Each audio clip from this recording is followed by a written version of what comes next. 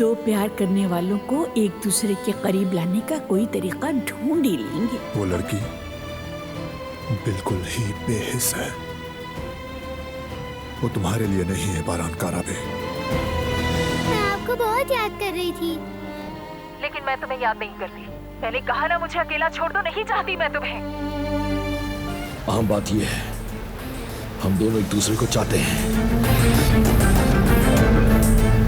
बेरवान खाला बीमार हो गई हैं। पड़ोसन ने कॉल की थी, हमसे मिलना चाहती हैं। ठीक है, अभी चलते हैं हम। तुम माँ बेटी ने मिलकर एक अमीर लड़का ढूंढ लिया और मिलकर उसे लूट रही हो। दिखाई दे रहा है मुझे वो कहानियाँ अधूरी जो न हो सके कि पूरी, उन्हें मैं भी क्यों सुनाऊं, उन्हें तुम भी क्यों